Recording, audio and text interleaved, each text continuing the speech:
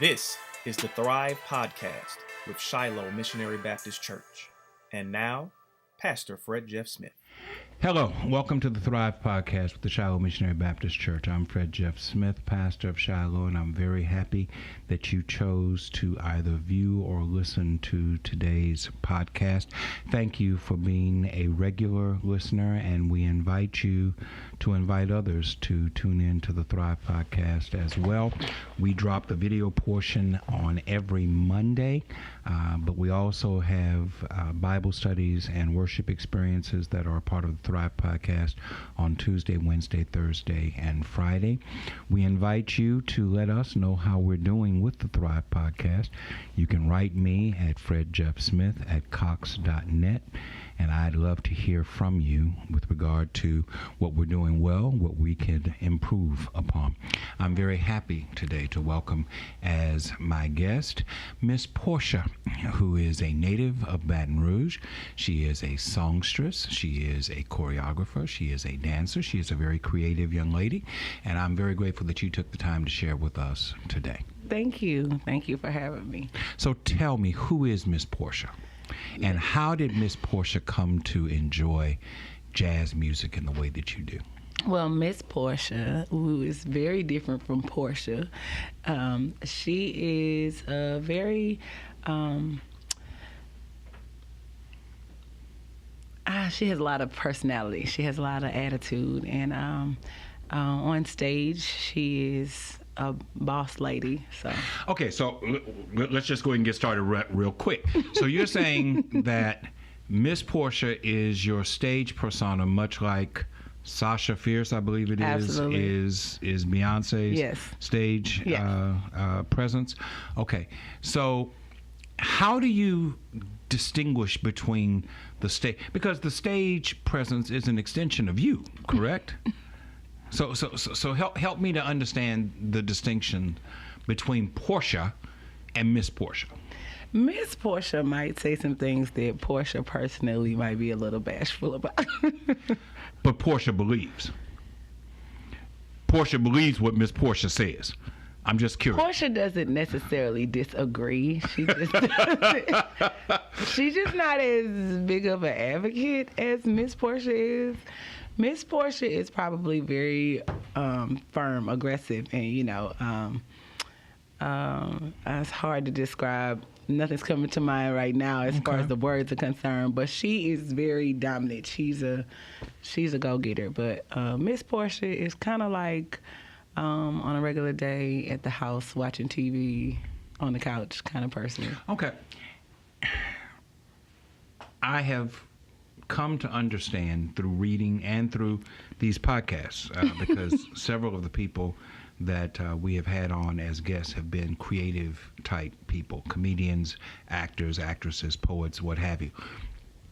I've come to understand that one of the commonalities between all of these creative people is that almost to a person, they tend to be shy or introverted, other than when they are exercising their gift.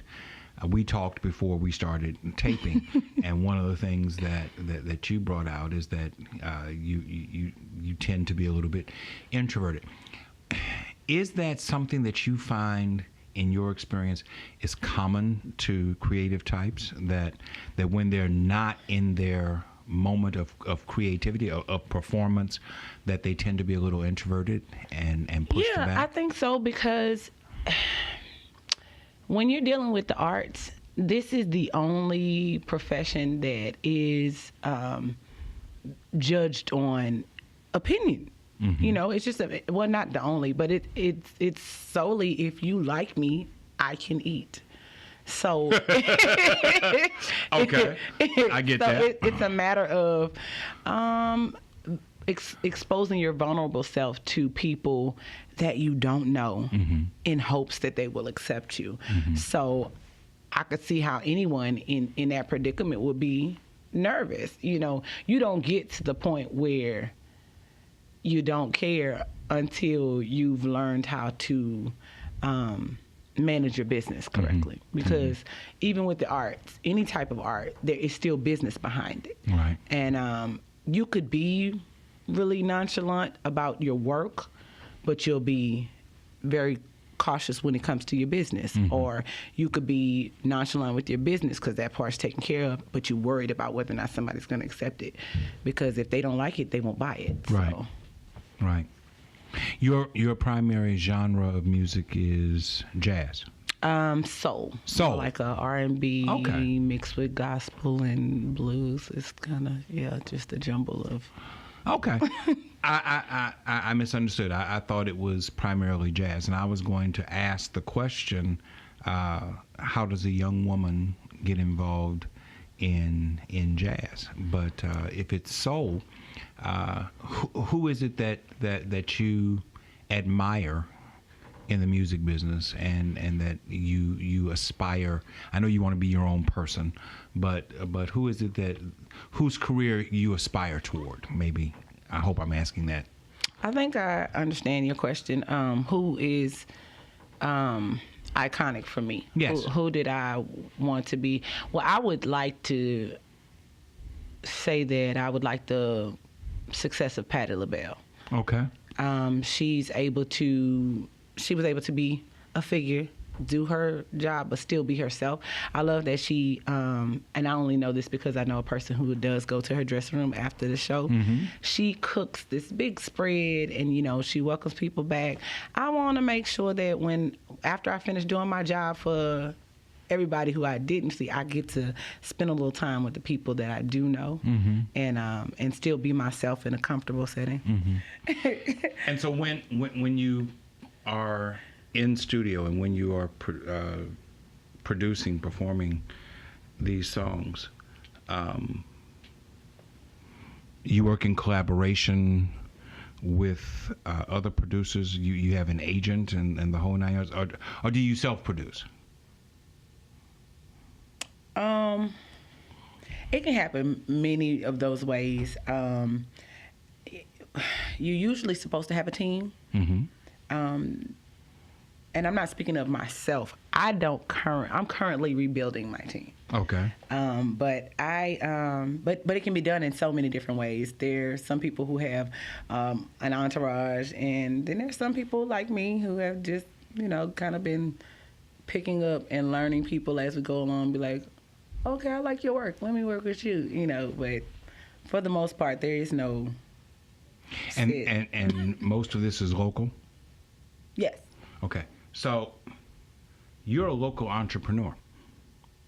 Would that be a fair way of describing you? Absolutely. Okay. Entrepreneurship is a big topic with me, particularly with regard now that you say that, yes. to the Black community and the economic needs that exist within the Black community. And one of the greatest needs is for more Black entrepreneurship. So when I'm talking to someone who's developing their own music, creating their own venues, creating their own product that they're selling to the public, I'm talking to an entrepreneur. And I'm curious how you feel about the risk that you are taking. I'm scared. With regard to your ability to succeed as a Black woman in a fairly small, conservative, southern, white city. You want to talk about that? Not a lot. But, I think I answered your question as it was coming out. It is terrifying to invest your hard-earned money into anything without a guarantee, especially in today's economy. Just think about it. The government was shut down, Right. So, and as we're sitting here, may shut down again next week. That's what the president has said, that if Congress does not meet his demands, that he was willing to shut the government down again on February 15th. And so as we're sitting here, so the day we're after talking Valentine's about, Day, yeah, just, hit it with a sweet. yes. All right. So, I'm done with that topic. but I find that topic interesting because if black people are going to do more than just make it, but actually thrive podcast. We're always talking about this idea of thriving.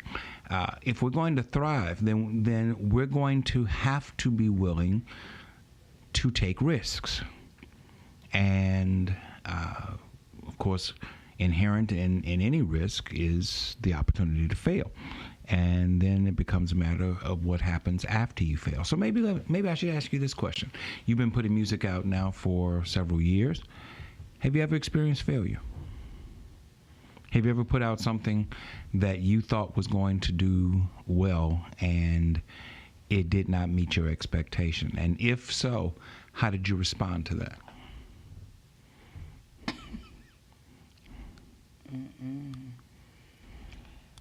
I have experienced failure, but I did not let it keep me there.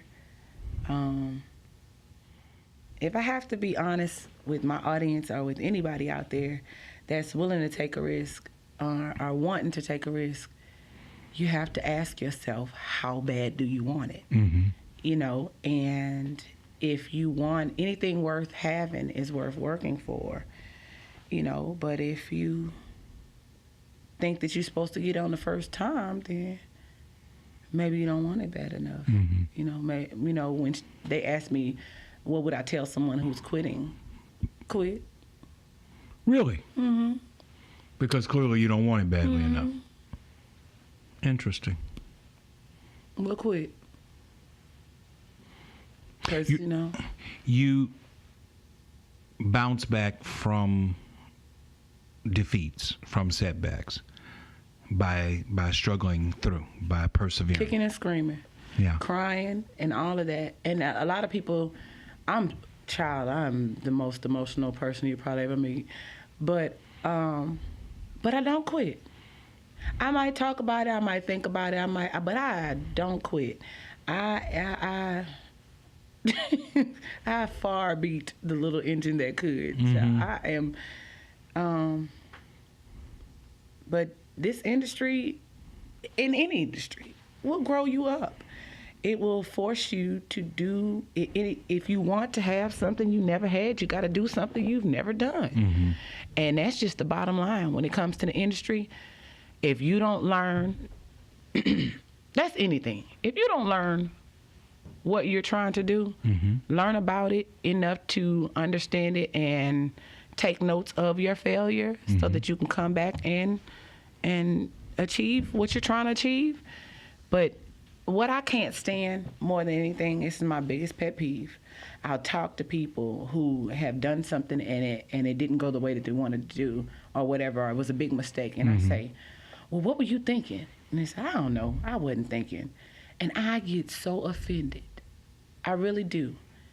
Because I say, however old they are, how dare you wake up every day and think that you have the liberty to not think. Right. So it just... And perhaps they just don't know how to respond to the question. Because I find that people tend to want to rationalize their failure. And they want to excuse their failure, but they don't want to own up to their failure. They often say things like, oh, I wasn't thinking, or... Right. But somebody else messed me over. So yeah, if they had done what they were supposed to do, then I wouldn't be in the situation. Well, why not accept the fact that these people are still a part of your life? Right. There are things that you can control that you are not controlling because you choose to give the excuse. Mm-hmm. Don't give your control away. Mm-hmm. Handle the low-hanging fruit. and do what you can do with what you have until you can do better. Yeah. How'd you get started in music? My daddy. Talk about it.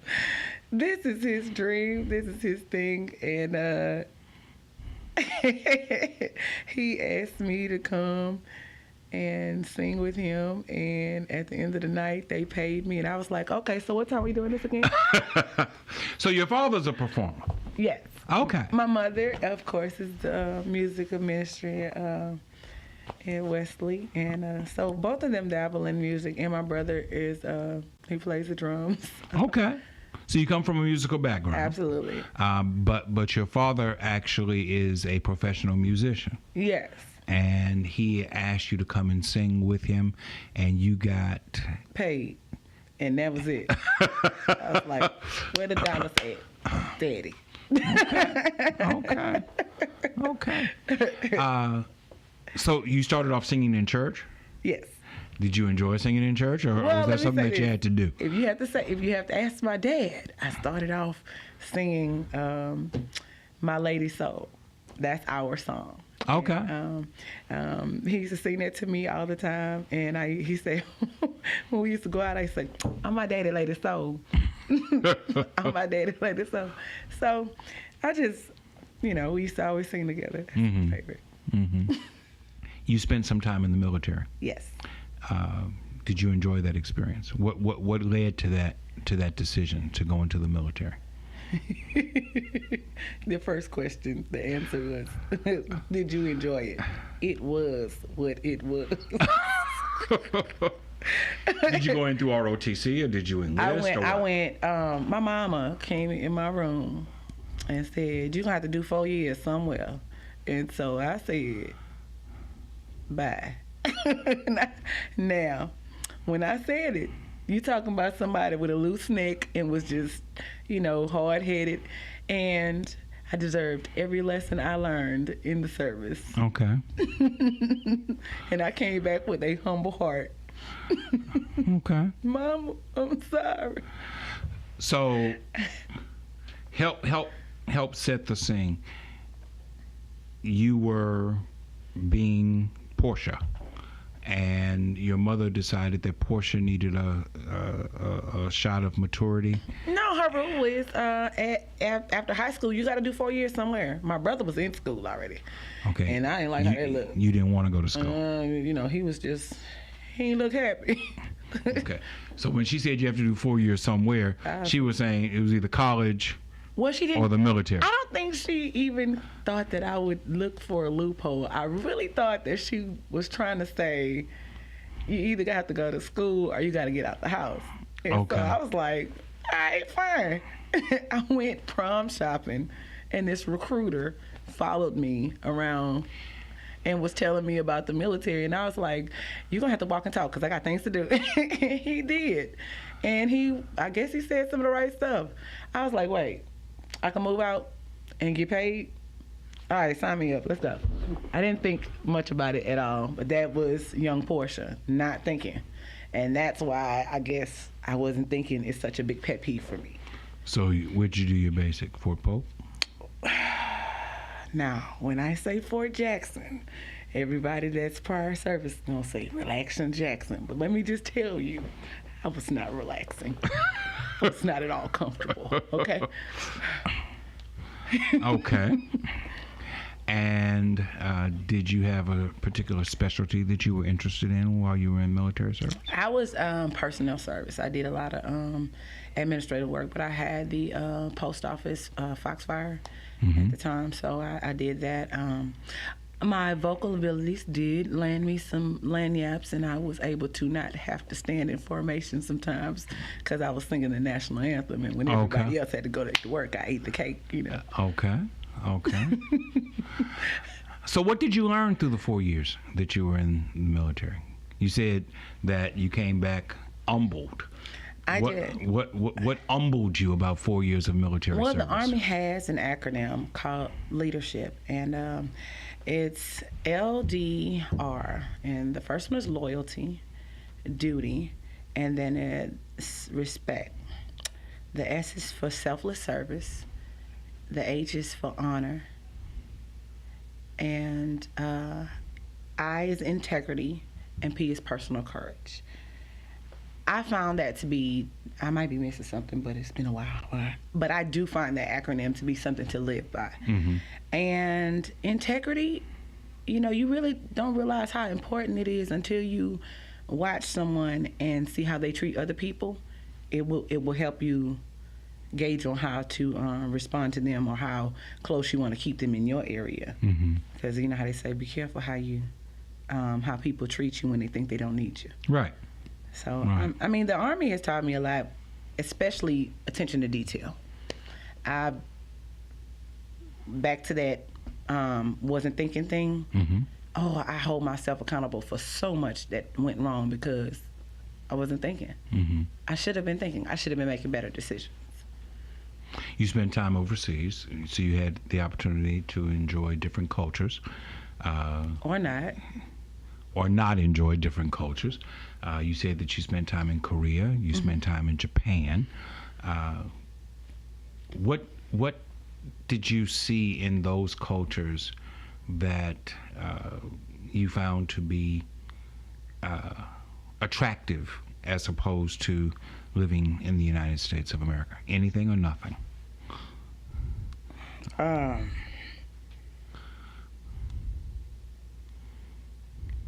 I'd have to say the shopping was nice in Korea.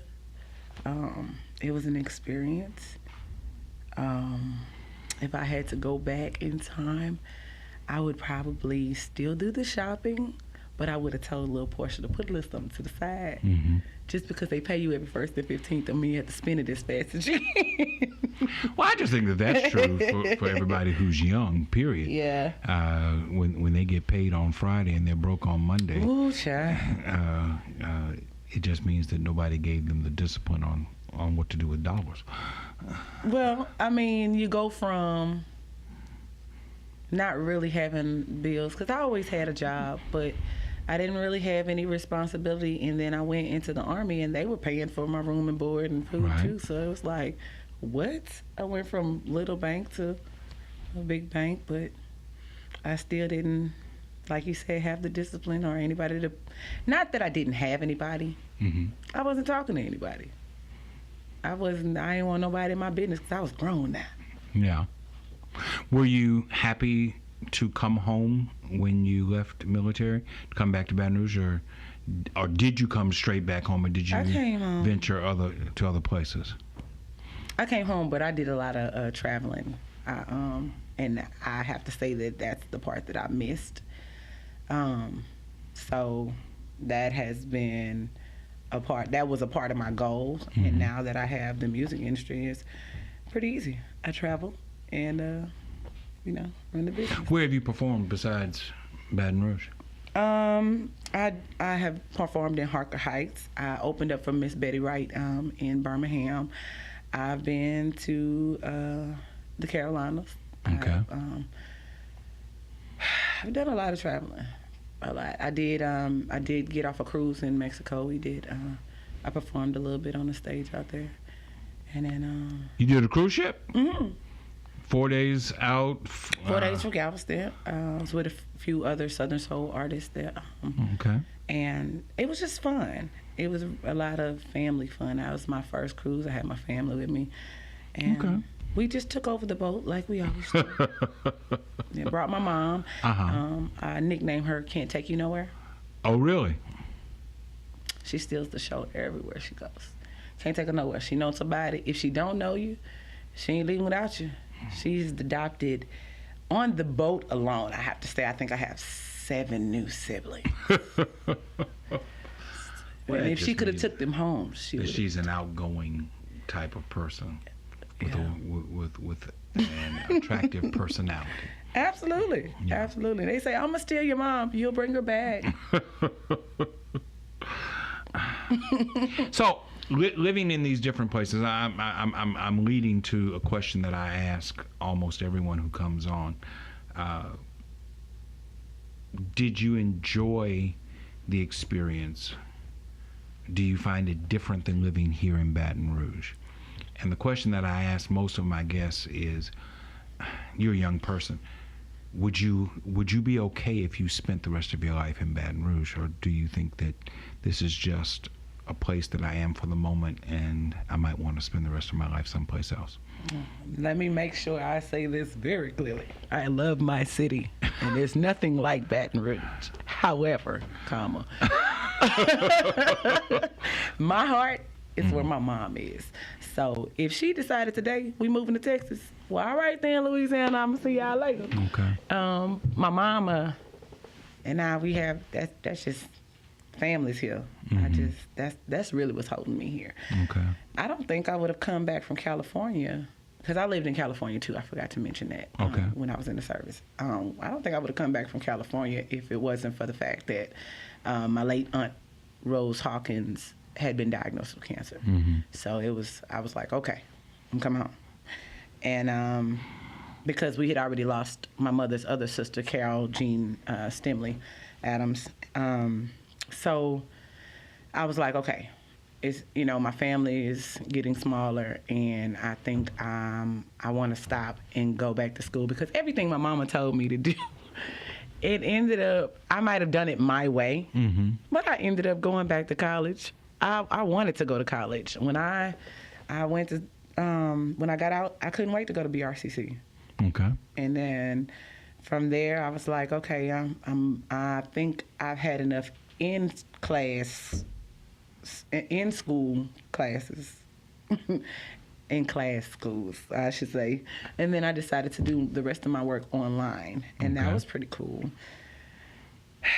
So, it's an interesting thing you bring up about online, because online is just a modern day method of correspondence school. And when I was a kid, I'm much older than you are. When I was a kid, correspondence schools were frowned upon. They were looked down upon. They were considered to be inferior. These days, everybody's moving to online education, and there's no stigma attached to it at all anymore. In fact, it seems to be the smarter way to go to school, because it frees your time and allows you to do other things while you're getting an education. Do you miss the classroom setting? Do you miss the socialization that goes along with the traditional education? I think that if it's classed correctly, if that makes sense, I felt like when I went to school, of course, I had skipped right out of high school, so I had a break. So by the time I did go to college, I wasn't going to college with the people that I went to school with. Right. So it was different. So I didn't feel like I was in a class of my peers. But I think that if I decided to go further my education now with the setting, I think that I would be better off, because when you're in your undergrad, usually in undergrad it's a little, you're learning social lessons along with your educational lessons. Right. I would prefer a class that people have already learned the social lessons and we're a little bit more mature. So yeah. I prefer the classroom setting now, but not for undergrad. I would have preferred to be online. What was your major? Psychology. Really? Okay. So what do you do with a psychology degree? How does that help you? You hang it on the wall. I didn't phrase the question like I wanted to. How does a psychology degree help you with your career as a music performer? That's what I was trying to get to. My psychology degree had nothing to do with business or career at all. My psychology degree was my fascination for understanding the way people think, not being so quick to judge, and not being so upset with the difference of opinion, because I've always felt like I didn't think like my peers. I've always, my mom was my best friend, so, we didn't talk about what everybody else talked about. We talked about adult. Well, not so much, you know what I mean? Sure. She had more mature topics. So by the time I get ready to talk to my friends, they don't know what I'm talking about. So I don't have those kind of conversations. So you felt out of step. I was way more mature than them at the time, so I couldn't, understand where they were going. But I needed to understand them because I needed to be able to fit in there. And then, of course, my mama's lessons, they came in handy as I got older. Right. But at the time, I was a fish out of water. I didn't understand what was happening. So I wanted to understand. I wanted to see how everybody thought and understand why people act the way they act. What have you come away with?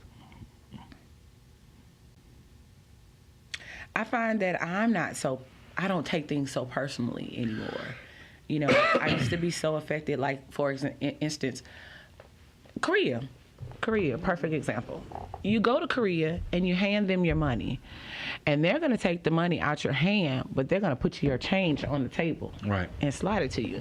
And I used to be so livid about that. I was so mad. That's so disrespectful. Why don't you put it in my hand?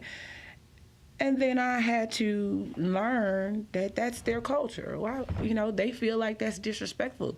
They are not supposed to touch you. So that's why they put it on the table. They're not worthy of touching you. And I was like, oh, well, since you put it that way, But if I could have that same experience right here in Baton Rouge. You can, and it had nothing to do with culture or Korea. No, but so and I'm listening to you say that, but there are people here who are not Korean who will do exactly what you just described. Well, that's where the psychology comes in, because you have to look at there's more than one way to thinking about things. I was only experiencing the people down here who did it out of disrespect. I never looked at it from the angle of the Koreans who look at it as a sign of respect. How did you come to the conclusion that it was respectful? Because I talked to them. You asked the question. Say, hey, I'll let you. So when it happens in Louisiana or in Texas or in the Carolinas, do you ask, why are you being so disrespectful? No, because at this point, it doesn't matter. I've already gotten to the point where it's like, okay, half the time when people doing stuff, if you actually take yourself out of the equation and say, would this person do this if this was not me? Then why are you fighting a battle that has nothing to do with you? Well, let me push back on that just a second. I have found that people ask questions for one of two reasons. Either they want information or they want to start a fight. Not everybody who asks a question asks because they generally don't know and they're seeking knowledge. They're trying to make a point. I don't think that you would have to ask someone who slid the money to you on the counter what his intentions were, if it happened in North Carolina or if it happened in Baton Rouge or if it happened in Houston. I think you know what their intention is.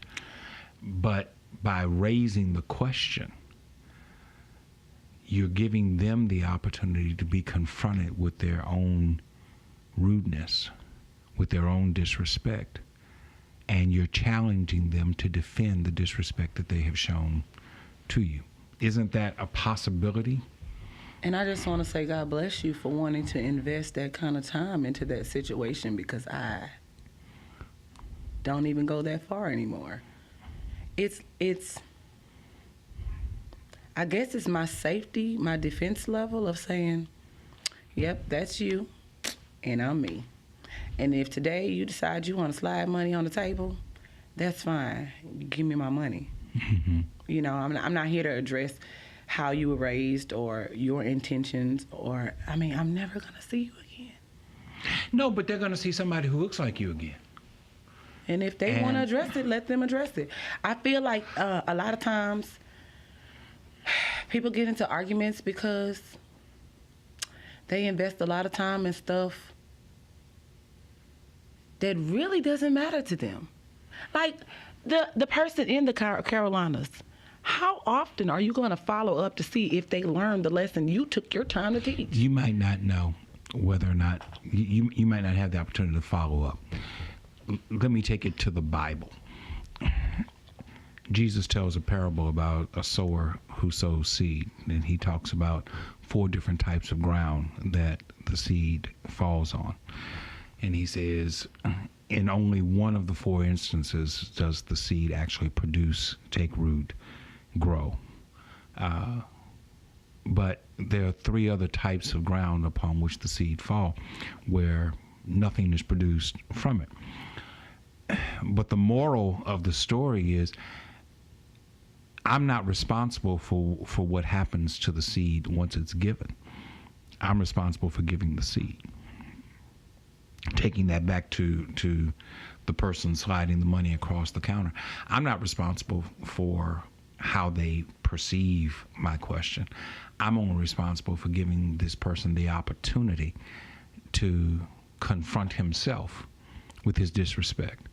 And perhaps the next person or the 10th person or the 100th person who comes this way, he'll see it and he'll recognize, he or she will see it and recognize that I might need to improve.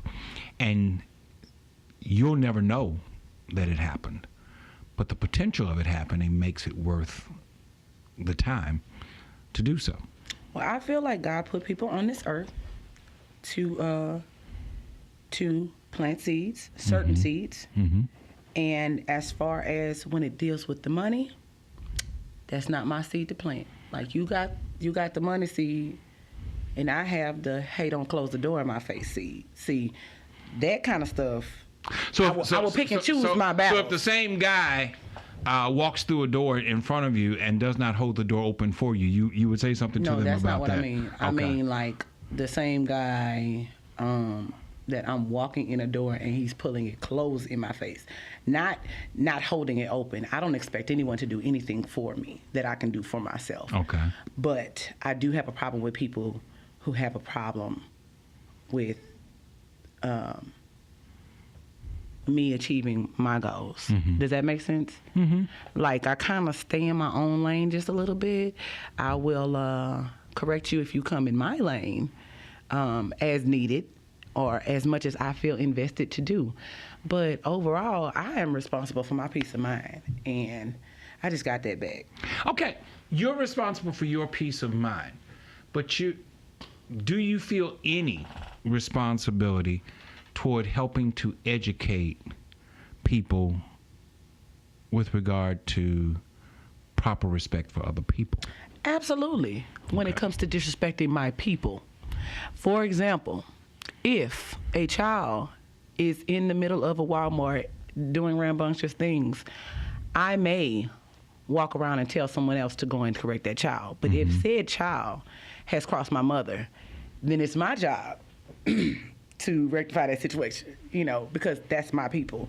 But for the most part, I will do my best not to invest too much energy into too much of the situation, because a lot of times we have a habit of taking on way more than we can be responsible for. Mm-hmm. And right now, I am coming back from taking on far too much responsibility. I had to realize that this is not my fight. I had to limit my battles just a little bit, especially when it's dealing with Miss Portia. Mm-hmm. This is a lot going on. The music, and then trying to maintain your life. Me, I am one, counting Miss Portia, I am 2 people, okay? And that is a lot of responsibility to be responsible for my image, be responsible for my brand, and still find a line of symmetry to have a personal life and keep some of my private life just that.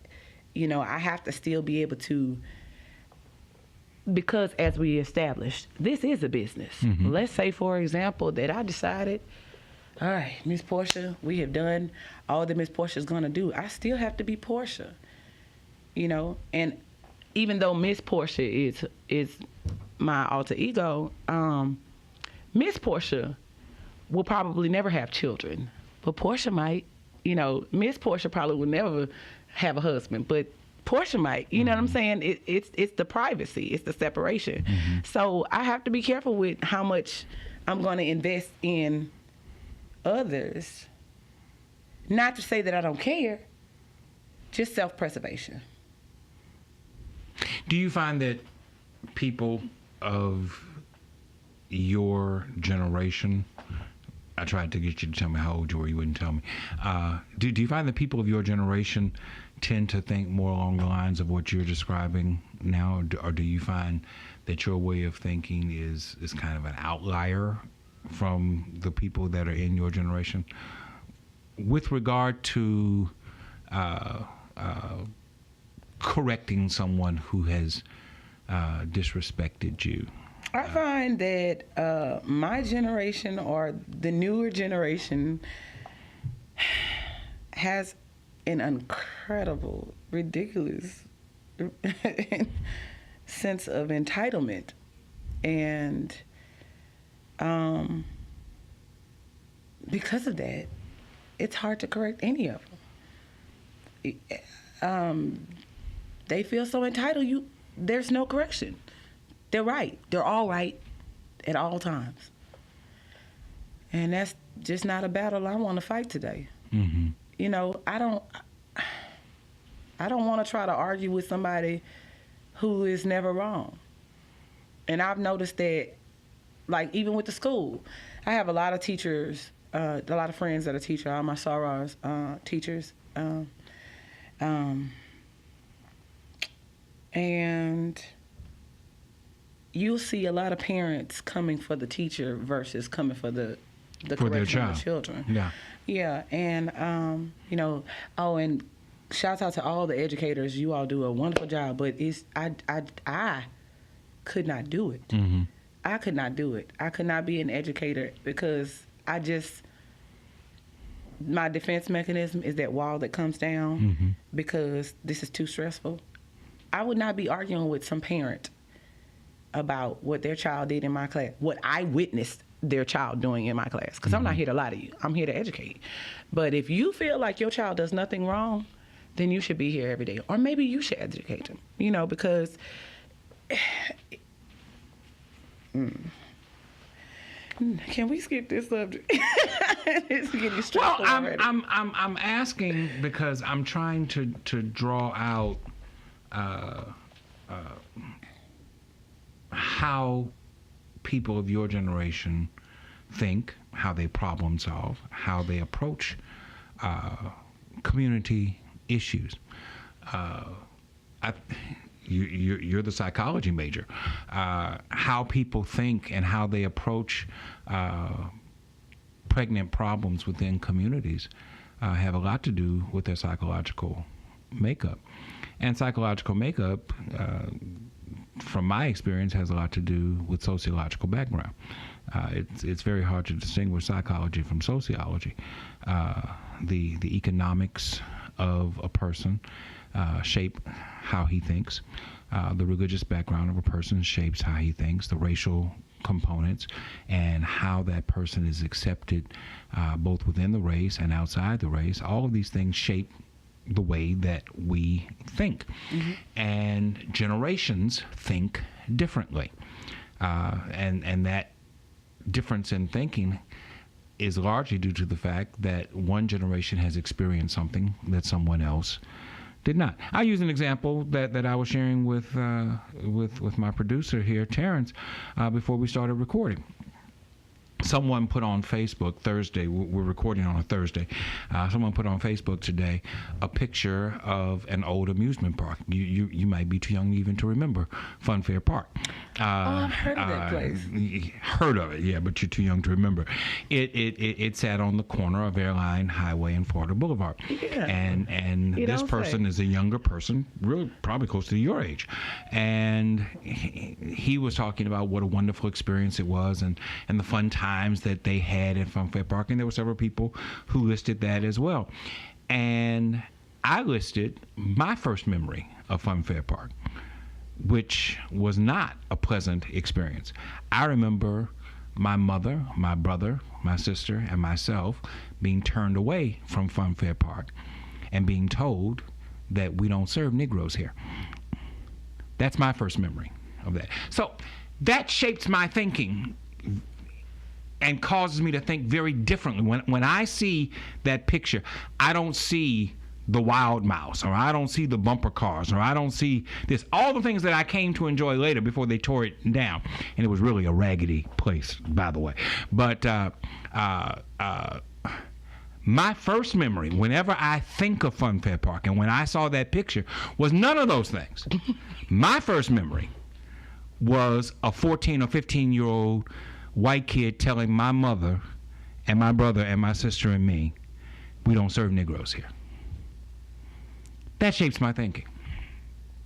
And it doesn't just shape my thinking about that. It shapes my thinking about everything else. It is a part of my experience. And for somebody to tell me, get over it, or for somebody to tell me that you shouldn't let that affect you, it does.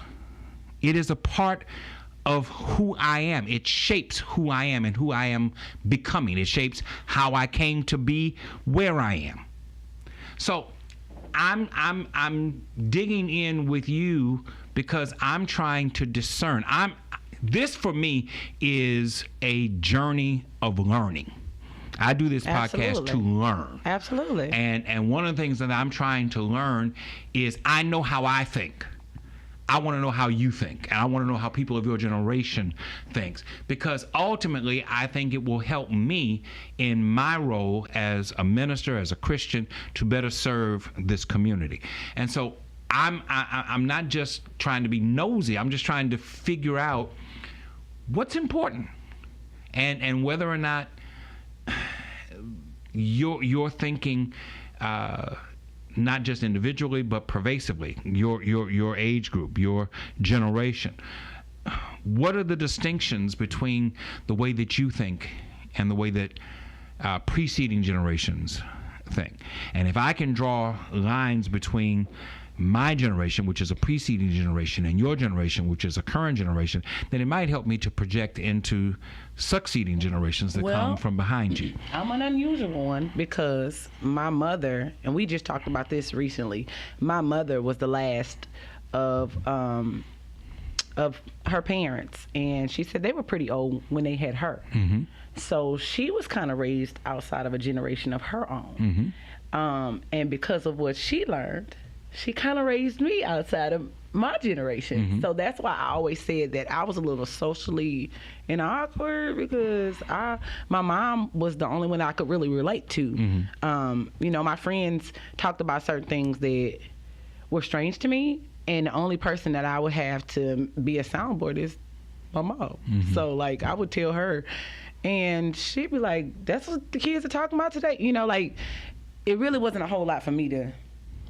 she'd either shut it down and, make it really ladylike, mm-hmm. or we just didn't discuss it. Mm-hmm.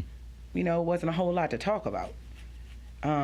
So when it comes to things in my generation or the people in my generation, I may not be the best person to ask. So then going back to my original question, you think that perhaps your thought process, your status is an outlier from my generation, from your generation. Absolutely. Do you have siblings?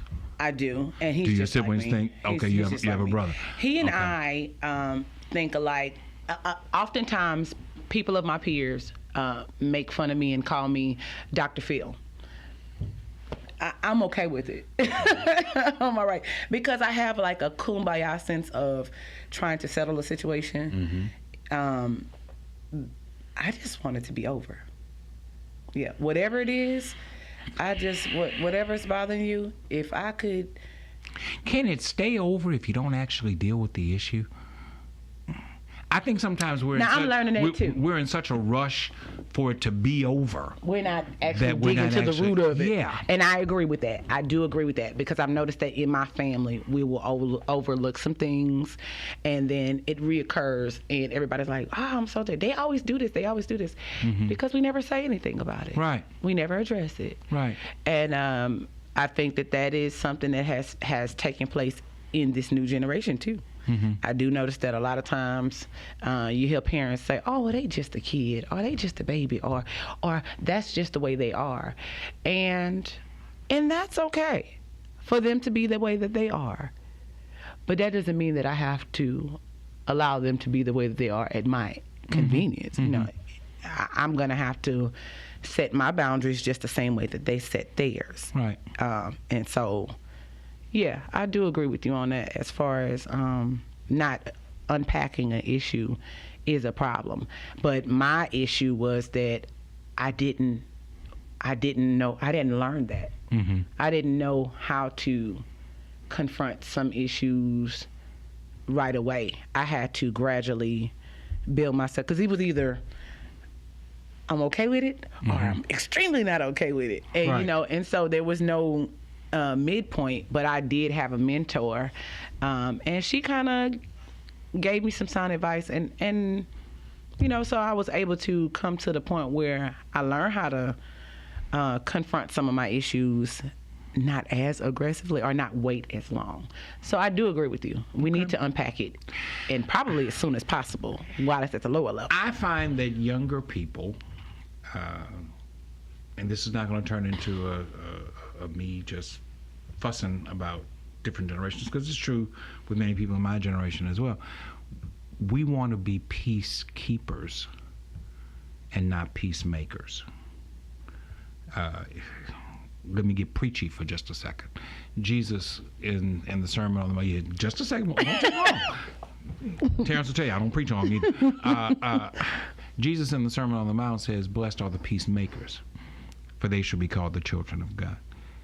I think that we have misheard that, or we have misidentified with that into reading it, "Blessed are the peacekeepers." There's a difference between a peacekeeper and a peacemaker. Well, I think we have overlook stuff. They rub some salve on it and say, "Baby, it's gonna be all right. Don't worry about it. Leave it alone."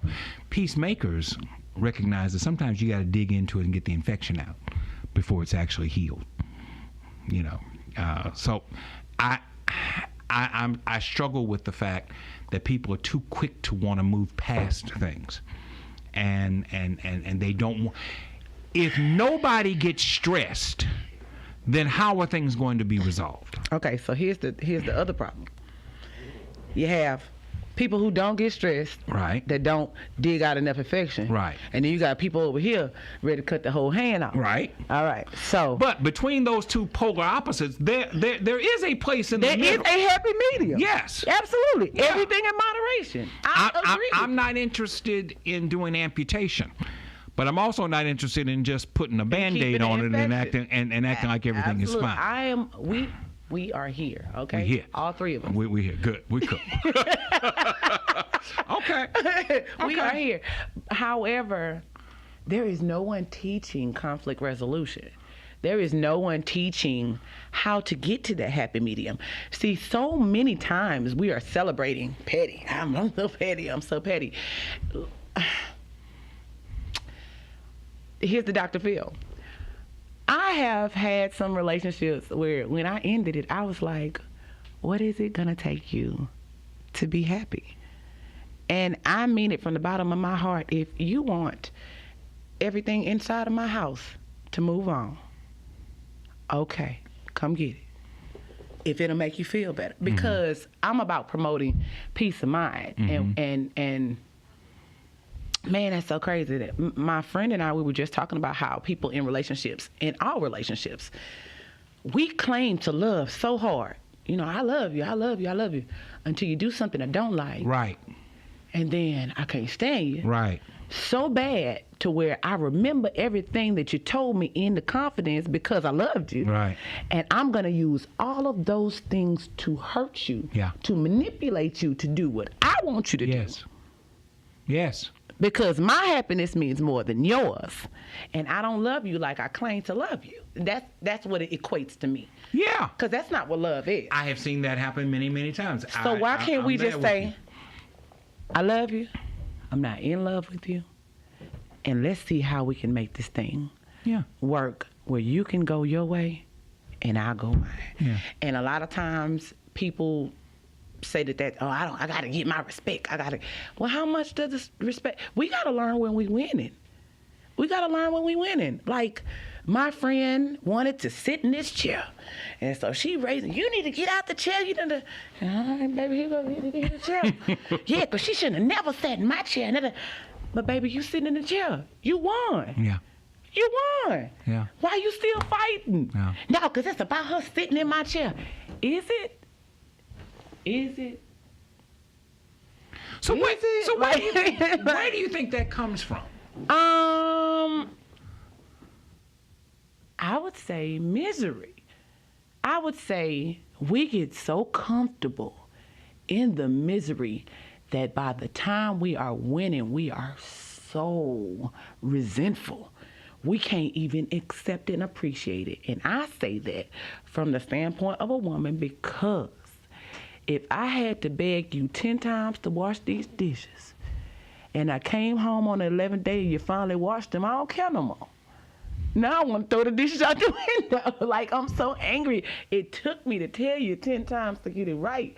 It's so hard to accept it. And then so you upset because you was like, now you done fussed at me for 10 days. I done washed the dishes. I don't want to hear your mouth no more. But, you know, it's just a matter of people not taking the time to understand that emotions, although not tangible, they're real. This person is feeling some kind of way because you made them feel that way. Now, since you have righted the wrong, move out of the way and let them deal with the emotion. If you allow them to unpack their own emotion, they'll be fine. For those who have the resentment, if you cannot get over it right away, remove yourself because you're embarrassing yourself. Emotions are real. You have to go through them. All of us do, different as they may be. But if it's a sign of anger or something that's going to create hostility, because that's the only one I see that is the biggest problem is anger. You know, when you're angry, remove yourself. What happened to forgiveness? What happened? You were raised People in the took advantage church. of it. You were raised in the church, and I'm sure that you were taught to forgive. Man, I forgave you, and you came back and you did it again. Lord, how many times am I supposed to forgive someone who wrongs me? 7 surely ought to be enough, right, Lord? But that's Jesus, and I'm Portia. Okay, yeah, but Portia is expected to be Jesus. Oh, Lord, y'all need to lower them expectations because he ain't done with me, Lord. I don't think Jesus. I don't think God expects me to be like Jesus. Now, he want me. Have you read? He want me to be. If you've read it, and I know you have, have, then okay. He knows that eventually I'm gonna get there. He knows your heart. But he also has an expectation. And you ain't getting nowhere until you start taking some steps. You ain't getting nowhere. God expects me to be exactly who I am today. You're not getting anywhere by claiming the right to not move. No. That's not what I said. I'm not there yet, so don't expect anything more of me. I'm working on me, but he don't expect me to be where you think I'm to be. How old were you when you started to talk? 2, 3? Mm-hmm. and I would imagine that among the first things that you were taught, that you were given to memorize was the Lord's Prayer, the model prayer. Probably after the ABCs. And there's a part in there that says, forgive us our debts, or forgive our trespasses as we forgive those who have trespassed against us. Amen. So this has been with us from the earliest moments of our consciousness. Absolutely. And I'm not picking on you. I'm simply raising the question. I'm asking the question, if we're so angry, where does forgiveness come in? Isn't forgiveness a part of the process of assuaging the anger? Yes, it is. And a lot of times people say, forgive, forgive, forgive. Okay, for me, example, my mother is a great forgiver. She would forgive and forget. She would wash her hands and turn the page and give you a brand new cheek. Now, me, on the other hand, I watched you slap her, and I don't like it. I have not ever associated forgetting with forgiving, unless you have dementia, unless you have Alzheimer's. You're not likely to forget the wrong that was done. And by the way, forgetting was never a part of the mandate. What was a part of the mandate was pardoning the wrong. And then what happens and next? Loving them in spite of the wrong. And then what happens next? If they wrong you again, you pardon them again. Yes, it's fanatical. Yes, it's radical.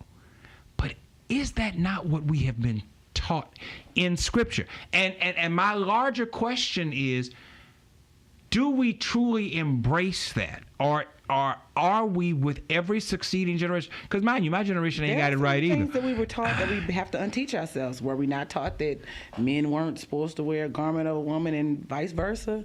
Yeah, that was okay. stupidity. Well, all right. Well, if we throwing stuff out. But when it said that about men not wearing the garments of women, and people took that to mean that women can't wear pants. That was stupid because pants was a European concept, and this was done in a pre-European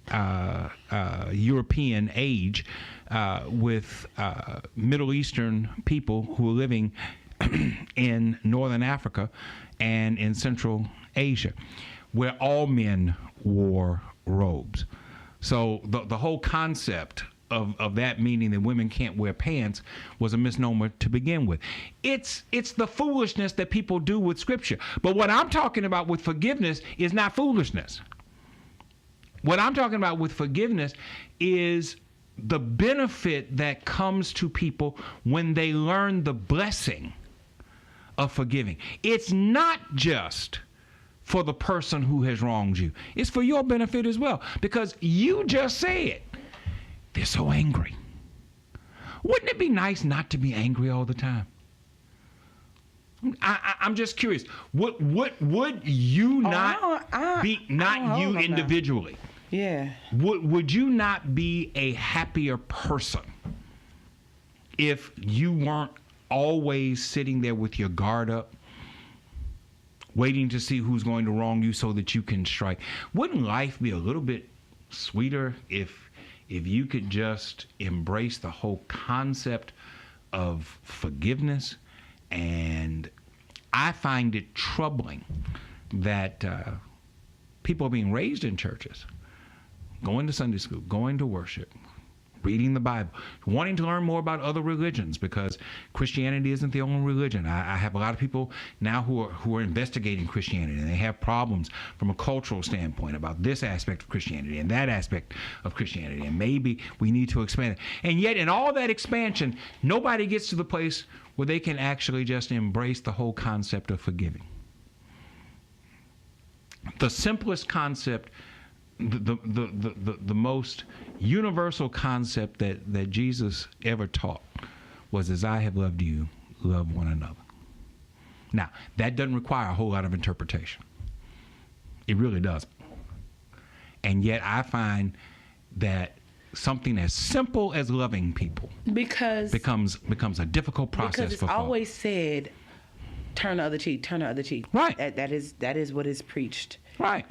No one teaches the art of conflict resolution in that instance, because as you stated, no one's saying that you should forget, but you also you need to teach people how to set up boundaries and not allow people to overstep their bounds. The reason why the resentment comes from is from an excessive amount of forgiving you and you taking advantage of my forgiveness. That's where the problem lies. How are we going to fix it? It's your job, Pastor. I don't know, I'm trying to get you to help me to do my job. Well, I'm telling you what the problem is. I'm trying to get you to help me to do my job. You have to allow people to understand how to effectively set boundaries and, in a sense, defend themselves. Nobody wants to be a pushover. Nobody wants to continuously allow someone to hurt them just because they love them.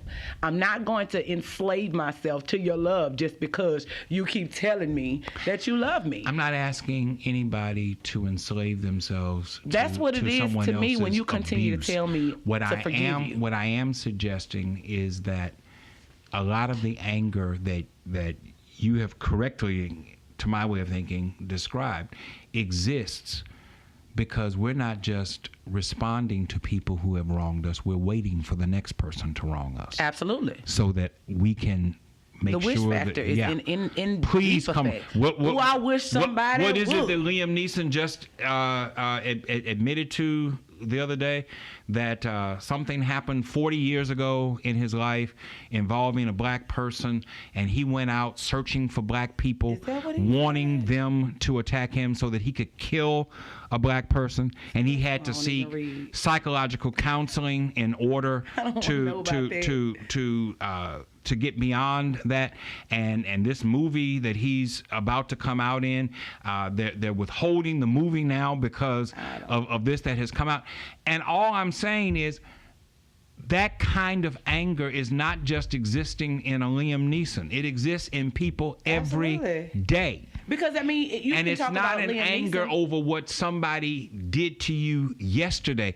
It's an anger in anticipation of what somebody else is going to do to me in the next moment. I mean, we had a lot of controversy when it talked about muting R. Kelly. Mm-hmm. You know, it's a lot of people talking about, like you said, the wish factor. That was my child. I was, okay, well, let's be thankful it's not your child.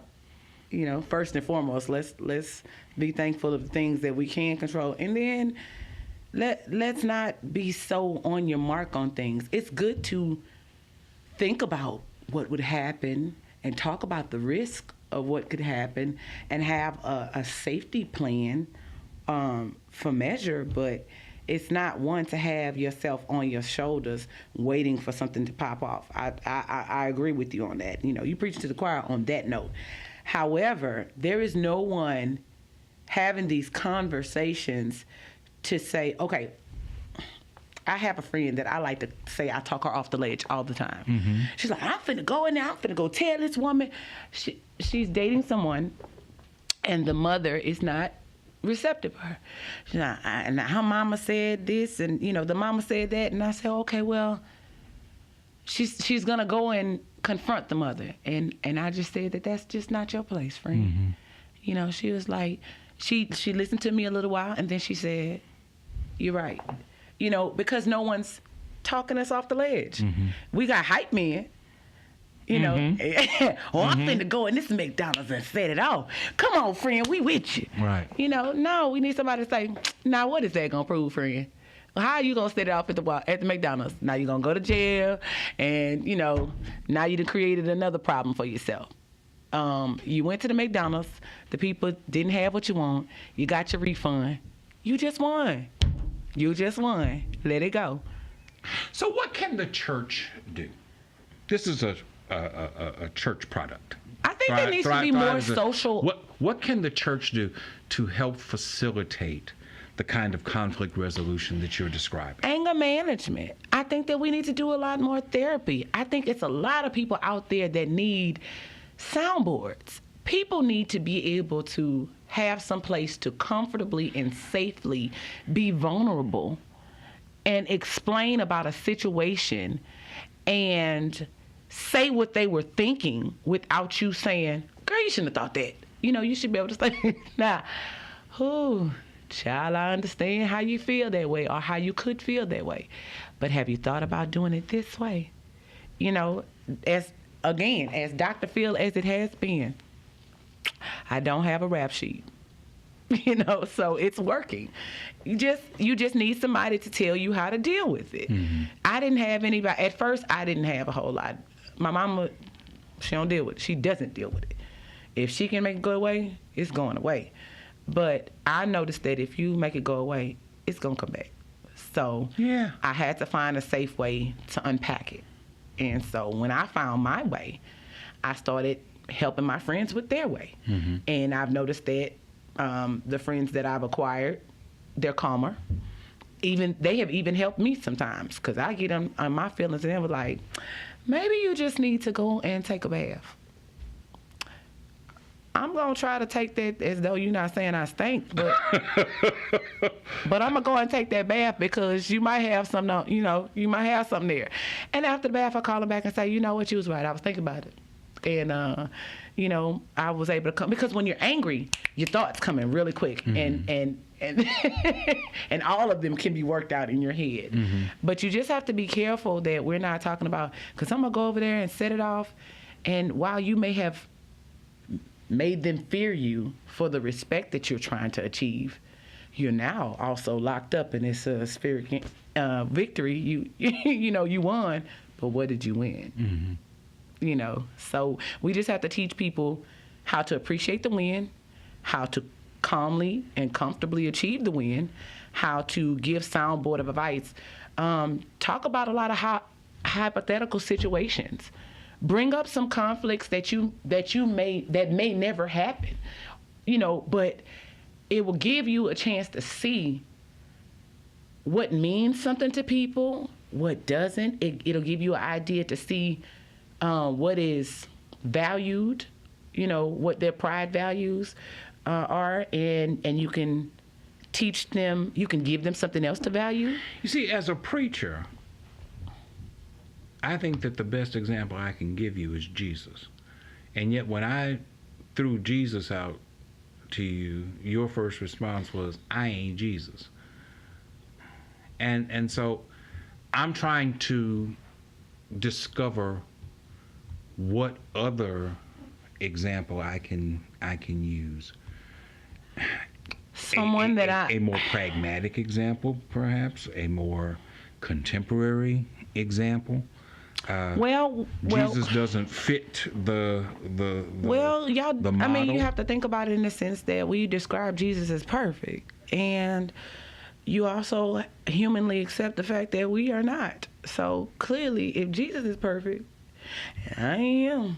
I ain't perfect. So I need to. But don't you I do aspire? Want to. I do aspire. I was getting ready to say that. I do aspire to be more Christ-like. But not in the manner of forgiveness.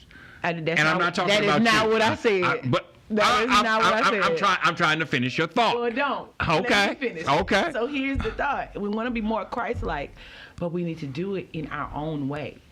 And we may need some examples to figure out our own way. Because the biggest issue with people is that people are trying to stuff people in somebody else's idea of them.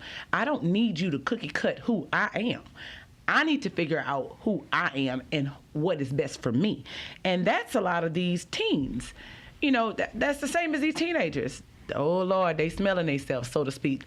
But right. It's because they're trying to define themselves. Mm-hmm. So allow them, or arm them, if you will, with options so that they can make sound decisions. Give them the ammunition they need. Because bottom line is, nobody wants to be disrespected. And a lot of them don't want to be disrespectful. But they don't have the best examples. So if you want to help, give them options. Allow them to think they're choosing sometimes. Just allow them to choose. Because sometimes life is just built of a lot of crappy decisions. How I hate to bring up this statement. People say slavery was a choice, okay? And I don't want to speak of the person. I'm not trying to get too trying to get too deep with some of my topics, but to understand what he's saying is that you had one crappy decision or another, and in that way, he's right. You could either choose to live and be a slave, or you could choose to try to escape and live without your limbs, or, try to escape and die. Or you could possibly get away. So you made a choice. Mm-hmm. If you stayed, you made a safe choice. Mm-hmm. A safer choice for you. But all of these were crappy decisions. Mm-hmm. These are crappy choices. Mm-hmm. But you had to make one. Mm-hmm. And you had to live with it. So it's just like sometimes people are faced with crappy choices, and if you can help them go through the consequences and figure out which choice is the best for them, they would make better decisions. But a lot of times people make bad decisions because they don't think they have an option. They don't think they have choices. They think the only thing they know how to do is set it off. Can I ask you a personal question? You're going to do it anyway. Not if you tell me no. Playing. Go ahead. Do you still go to church? I do. Do the people of your generation, your social circle, your friends, your colleagues, do they go to church? Some of them. I'm just trying to gauge what is the level of authority or influence that the church still has within certain generations of people. I think people are getting away from the Bible, very much so, because it's a lot of contradiction between I don't want to touch this topic. I don't. Let's see. I've come up with about 3 different topics that you didn't want to. Oh Lord. That you didn't want to. I don't really like to talk about religion a whole lot, because I don't want people to, my beliefs are mine. You ain't changing my mind. I will change my mind. But I'm not asking you to espouse a view. I'm asking you to help me to understand what shapes people's thinking, and does the church still play a major role in shaping how people think? I think the church can play a major role in how people think, but I don't think it is the same regard of the church. It's not the symbolism of the church. I believe it's the socialism of the church. People are now going to church more because my grandma going to go. But as far as how they govern themselves, it's not in the same respects. It clearly isn't. I feel like people believe in God, but I don't feel like they're following the Bible as much. I feel like a lot of that is coming because this new generation don't like to read. They probably can't even identify a Bible, but a lot of things, they get away from reading. Now, if you make a video game about the Bible, we might have something. But right now, they actually exist. I ain't telling you that they don't. Yeah. But they ain't popping on the that ain't what my nephew's playing. No. So, but this has been an interesting conversation. Tell me about your most recent album. How many tracks are there? It's 10. And of the 10, if you had to list your favorite, which would be your favorite? They're all my favorite, because that's my baby. Those your babies. That's my baby. That's my first. That is the proof that I am on this earth. I left my mark right there. Wow. But I like the title, All in My Feelings, because it describes what I was going through at the time.